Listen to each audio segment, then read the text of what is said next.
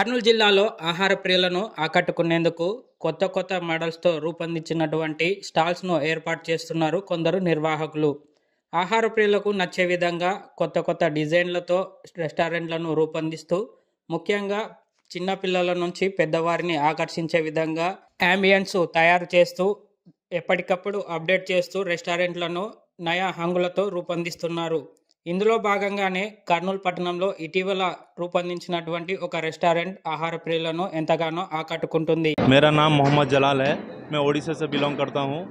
हम इधर KNL restaurant नया ओपन हुआ है। सबसे बड़ा होटल है ये। प्योर वेजिटेरियन, पूरा प्योर वेजिटेरियन आइटम बनाता है इधर। और स्पेशल आइटम कम से कम हमारे पास बहुत सारा है, 20-25 है स्पेशल आइटम।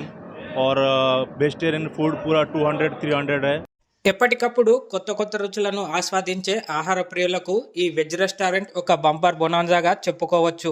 ఒడిశా నుంచి వచ్చిన వంట మాస్టర్లు ఇక్కడ ప్రత్యేకించి కూరగాయలతో వివిధ రకాల వంటకాలను తయారు చేస్తూ కొత్త కొత్త రుచులతో ఆహార ప్రియులను ఆకట్టుకుంటున్నారు. కర్నూలు పట్టణంలో ప్రత్యేకించి గుడ్డు కూడా వాడకుండా వంటకాలు తయారు చేయడంలో ఈ రెస్టారెంటే ముఖ్య పాత్ర పోషిస్తుంది.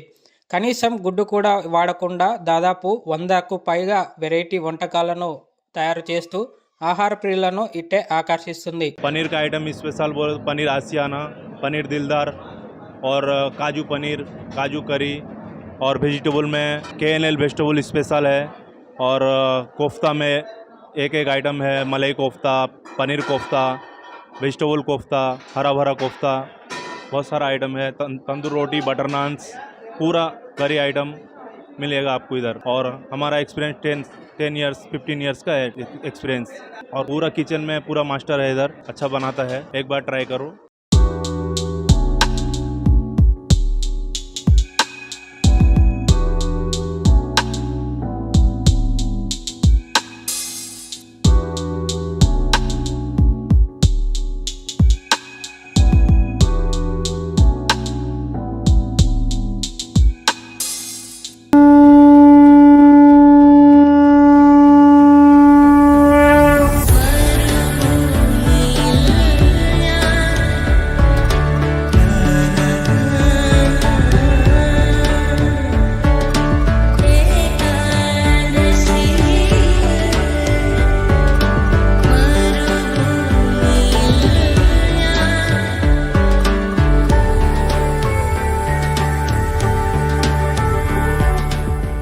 తెలుగు రాష్ట్రాల్లోనే ఆధ్యాత్మిక కేంద్రంగా విరాజిల్లుతున్న శ్రీ తపోవన ఆశ్రమంలో ఆంజనేయ స్వామి వారి జయంతి ఉత్సవాలు అత్యంత ఘనంగా జరుగుతున్నాయి. ఆశ్రమ పీఠాధిపతులు శ్రీ సరస్వతి స్వామి వారి నేతృత్వంలో ఆంజనేయ సుతుని నిలువెత్తు విగ్రహానికి విశేష పూజా కార్యక్రమాలు జరుగుతున్నాయి.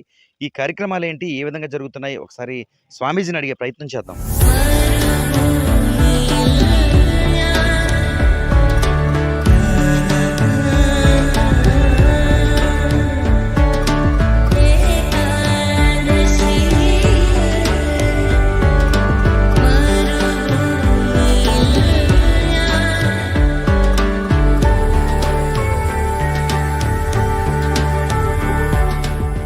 మహా చైత్ర పౌర్ణమి నాడు ఆంజనేయసుతుడైనటువంటి శ్రీ ఆంజనేయ స్వామి ఆవిర్భవించినట్టుగా ఆనంద రామాయణంలో చెప్పబడి ఉన్నది వాల్మీకి మహర్షి చేత.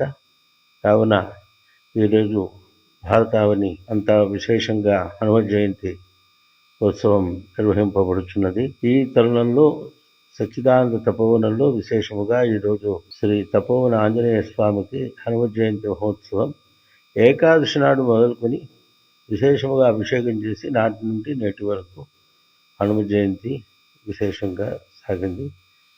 ముఖ్యంగా సుందరకాండ పారాయణ, శ్రీమద్ రామాయణ పారాయణతో ఈ చైత్రమాసం ఈ తపోవనం బాగా శోభిల్లింది. ఈరోజు విశేషంగా వడమాల, తర్వాత నాగవల్లి దళార్చన, విశేషంగా వేదోక్తమైనటువంటి అభిషేకము చేసి మహానీరాజనం ఇవ్వటం జరిగింది.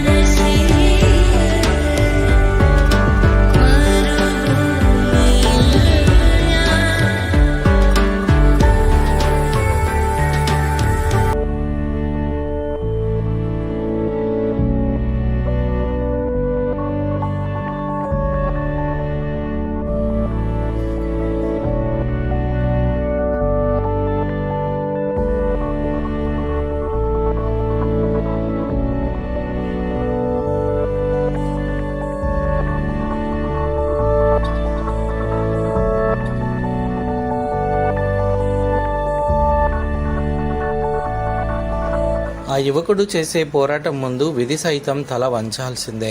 చిన్నప్పుడు చేతికి తగిలిన గాయం అతడిని దివ్యాంగుడిని చేసిన విధినే ఎదిరించి ఏటికి ఎదురు ఈదుతూ అందరినీ ఆశ్చర్యపరుస్తున్నాడు కర్నూలు జిల్లాకు చెందిన ప్రముఖ క్రీడాకారుడు అమర్ సాయినాథ్. కర్నూలు జిల్లాకు చెందిన చంద్రశేఖర్, ఉమామహేశ్వరి దంపతుల కుమారుడు అమర్ సాయినాథ్ చిన్నతనంలో అతని చేతికి తగిలిన గాయం కారణంగా అతడు ఎడమ చేతిని శాశ్వతంగా కోల్పోవలసి వచ్చింది. అయినా ఎక్కడా కూడా తన మనోధైర్యాన్ని కోల్పోని అమర్ సాయినాథ్ ఆత్మవిశ్వాసంతో పరుగులు పెడుతూ అందరి ప్రశంసలు పొందుతున్నాడు. 2015లో 10వ తరగతి పూర్తి చేసి 2017వ సంవత్సరంలో చిత్తూరు జిల్లా ఏపీఆర్జేసీ కళాశాల నుంచి ఇంటర్మీడియట్ పూర్తి చేశారు. ఎంసెట్ మెరిట్ ర్యాంక్ రావడంతో దివ్యాంగ కోటాలో ఇంజనీరింగ్ సీటు లభించింది. చదువులు అద్భుతంగా రాణిస్తూ కర్నూలు పట్టణంలో జి పుల్లయ్య కళాశాలలో బీటెక్ పూర్తి చేసి టీసీఎస్ సాఫ్ట్వేర్ కంపెనీలో ఉద్యోగం సంపాదించి కొన్ని నెలల పాటు ఉద్యోగంలో కొనసాగారు. నా పేరు అమర్ సాయినాథ్. నేను professional javelin thrower as a para athlete. As of now నేను బీటెక్ పుల్లయ్య ఇంజనీరింగ్ కాలేజ్లో ఫినిష్ చేశాను 2017 టు 2021 బ్యాచ్లో. అండ్ టీసీఎస్లో జాబ్ వచ్చినది. 4 months వర్క్ చేశాను. బట్ నాకు స్పోర్ట్స్ చాలా పెద్ద డ్రీమ్గా ఉన్నింది. విజన్ స్పోర్ట్స్లోనే బాగా అనిపించింది. సో దట్ నేను జాబ్ 4 monthsలో క్విట్ చేసేసి డిసెంబర్ 2021లో ప్రొఫెషనల్ జావలిన్ ట్రైనింగ్ కోసం అని చెప్పేసి వెళ్ళాను. సో రాజస్థాన్లో ఫస్ట్ ట్రైనింగ్ చేశాను. అండ్ అక్కడ కొంచెం వెదర్ కండిషన్స్ బాగాలేవు కాబట్టి అక్కడ 1 year ట్రైనింగ్ చేసిన తర్వాత మహారాష్ట్రకి వచ్చాను ట్రైనింగ్కి. ఫస్ట్ టైం ఎంప్టీ హ్యాండ్స్తో వెళ్ళాల్సి వచ్చింది.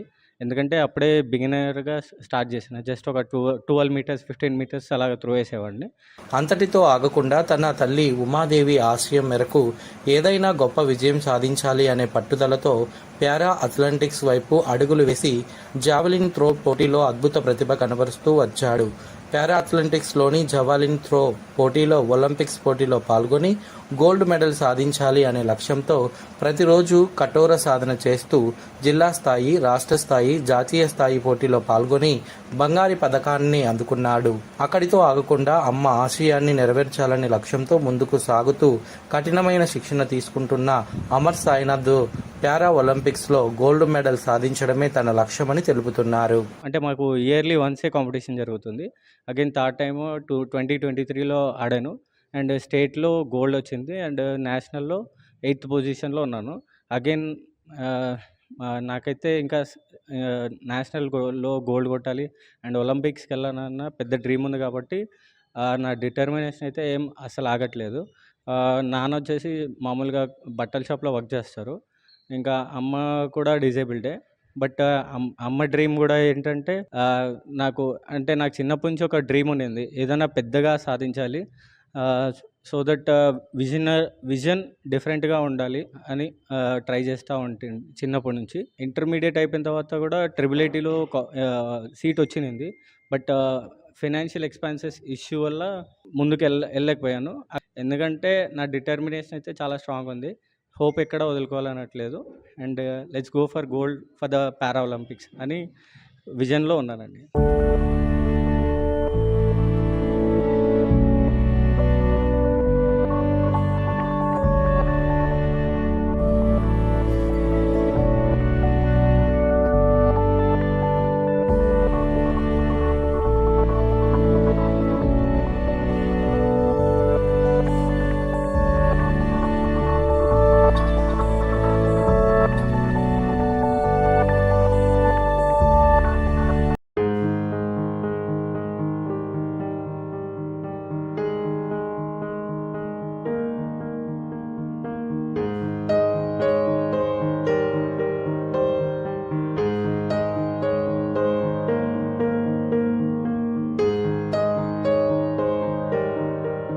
వేసవి ప్రారంభంలోనే భానుడు బగబగమంటూ తన ప్రతాపాన్ని చూపిస్తున్నాడు.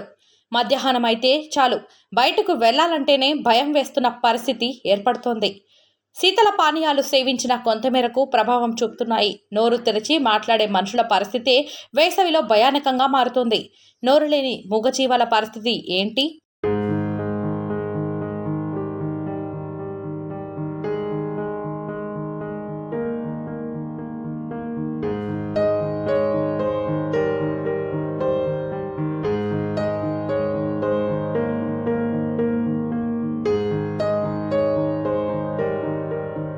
ఆసియా ఖండంలోనే అతిపెద్ద జంతు ప్రదర్శనశాలలో 2వ స్థానం కలిగి ఉంది ఎస్వి జంతు ప్రదర్శనశాల.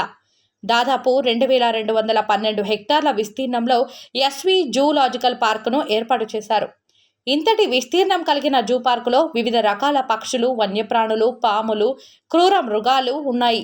వీటిని ప్రత్యేకంగా ఏర్పాటు చేసిన ఎంక్లోజర్లలో పెట్టి వాటిని ఆ ఎంక్లోజర్లో ఏర్పాటు చేసిన ప్రదర్శన స్థలంలో ఉంచి సందర్శకుల నేత్రంతో వన్యప్రాణులను నేరుగా చూసేలా ఏర్పాటు చేస్తారు. మనుషుల వలె సమస్త జీవరాశులు దప్పిక, వేడి, చలి అని తెలుసుకునే స్వభావాన్ని కలిగి ఉంటాయి.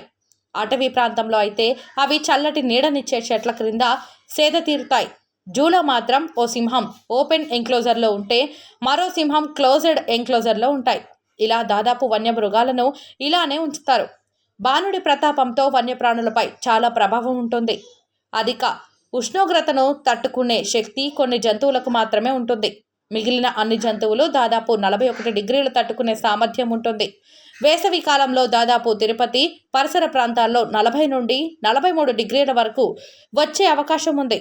వేసవి తాపం నుండి వాటిని తప్పించేందుకు జూ అధికారులు ప్రత్యేక చర్యలు చేపట్టారు.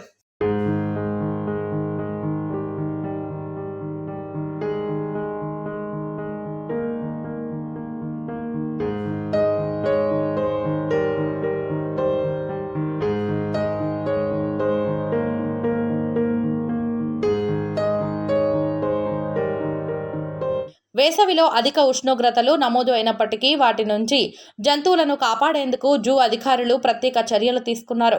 ఓపెన్ ఎంక్లోజర్లో వేడిని తగ్గించేందుకు స్ప్రింక్లర్లు వినియోగిస్తున్నారు. వేడి నుంచి స్వల్ప ఉపశమనం కలిగే విధంగా వాటిని గంటకు ఒకమారు స్ప్రింక్లర్లను వేస్తుంటారు. ఇక క్లోజ్డ్ ఎంక్లోజర్లో ఉన్న సమయంలో గోడల నుంచి వచ్చే ఆవిరి వేడిని తట్టుకునేలా ప్రత్యేక చర్యలు చేపడుతున్నారు.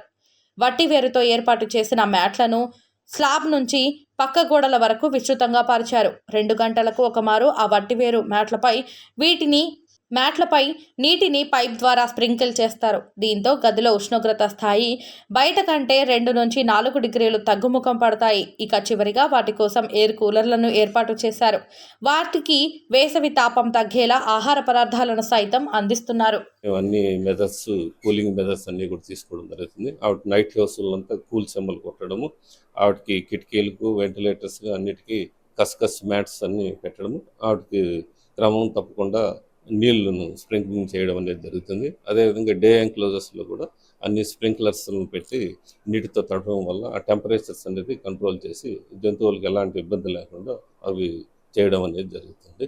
అదేవిధంగా వాటికి చలవ చేసే విధంగా ఉండేటట్లు శాకాహార జంతువులకు కూడా మనం ఆ చలవ చేసే పదార్థాలు అనేటువంటి ఆ ఫుడ్ కూడా మనం పెట్టడం అనేది కూడా జరుగుతుంది. ఈ కర్బూజా అనేది, కొంచెం వాటర్ మెలాన్, ఇటువంటివన్నీ కూడా మనం వాటికి పెట్టి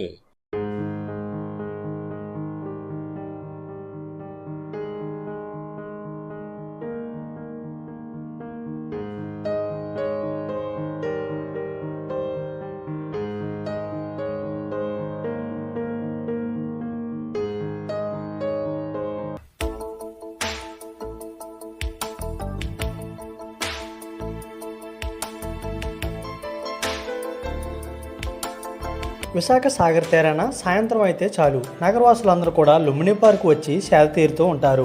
పార్కు లోపలికి రాగానే రంగురంగుల పువ్వులు, బుద్ధుని విగ్రహం ఆహ్వానం పలుకుతాయి. వీకెండ్లో అయితే ఫ్యామిలీతో వచ్చి ఎంజాయ్ చేస్తూ ఉంటారు. ముఖ్యంగా పిల్లలైతే ఈ పార్కు మరింత నచ్చుతుంది. సలీం అండి, అదే మన పాత వెంకోజీపాలెం. బాగానే ఉంది, మంచి గాలి వేస్తుంది, ఫ్లవర్స్ అన్నీ బాగానే ఉన్నాయి, బాగానే ఉంటుందండి. లేదు సార్, చూడడానికి బాగానే ఉంటుంది సార్.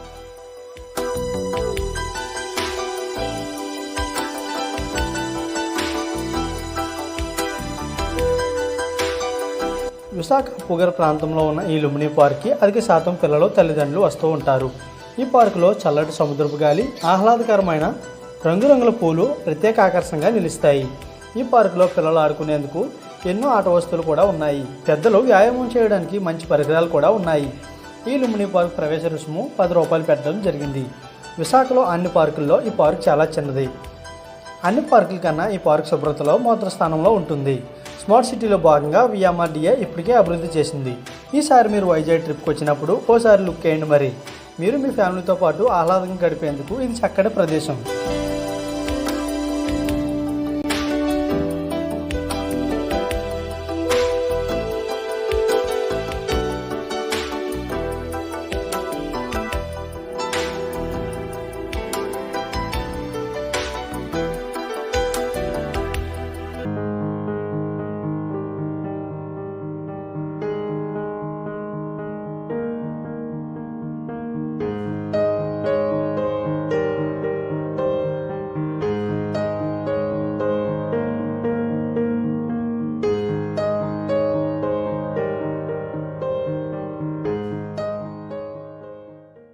ప్రభుత్వ ఉద్యోగం సంపాదించడానికి యువకులు ఉచిత కోచింగ్ గ్రంథాలయం శాఖలోని నేర్చుకుంటూ ఉన్నారు. ఈ గ్రంథాలయం శాఖలోని అంటే ఇక్కడ ప్రైవేటు ఉచిత కోచింగ్ పోకుండా గ్రంథాలయం శాఖల్లోనే వాళ్ళు ఇచ్చినటువంటి ఏవైతే ప్రభుత్వ ఉద్యోగాలు కొట్టడానికి ఏవైతే బుక్స్ ఇస్తూ ఉన్నారో వాటిని చదువుకోవడానికి ఎంతో కష్టపడి 200 పైగా మంది యువకులు ఇక్కడ ఉచితంగా నేర్చుకుంటున్నారు.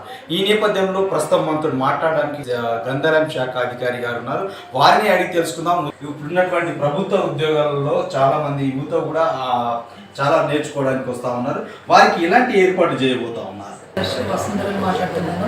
ముఖ్యంగా ఏంటంటే ఇంకా సంగారెడ్డి జిల్లా ప్రజలందరికీ తెలియజేయడం ఏంటంటే ఇప్పుడున్న పరిస్థితులలో అన్ని గ్రంథాలయాలలో కూడా నోటిఫికేషన్స్ వచ్చినాయనేసి పిల్లలందరూ కూడా రీడర్స్ అంతా కూడా లైబ్రరీస్కి రావడం జరుగుతుంది.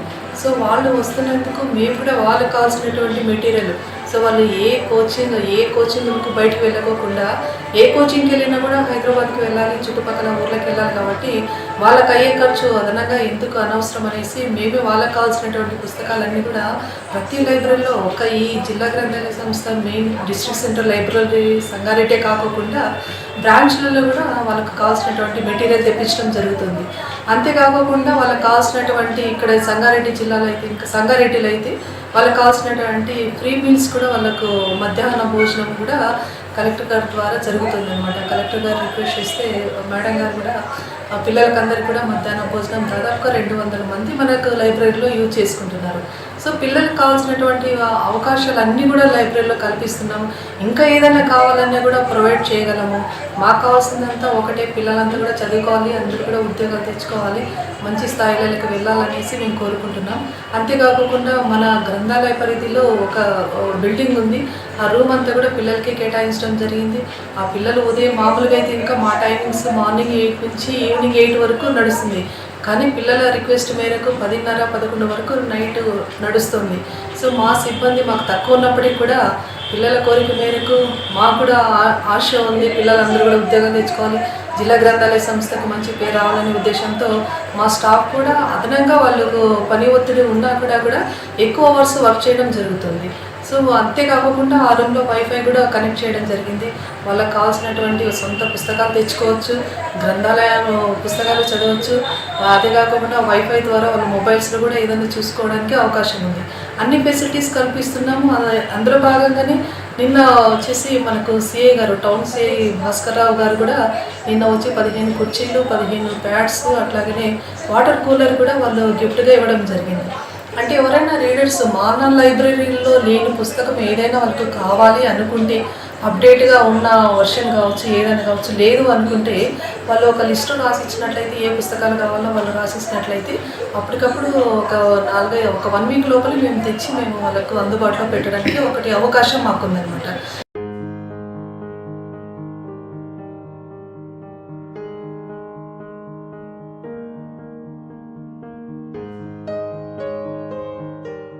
సంవత్సరం నుంచి గ్రూప్ 1కి, గ్రూప్ 2కి, గ్రూప్ 3, గ్రూప్ 4 అన్నీ కలిపి ప్రిపేర్ అవుతున్నా. ఇక్కడ లైబ్రరీలో సౌకర్యాలు కూడా అన్నీ మంచిగా ఉన్నాయి. మధ్యాహ్నం పూట అక్షయ పాత్ర నుంచి ఫుడ్ రావడం జరుగుతుంది.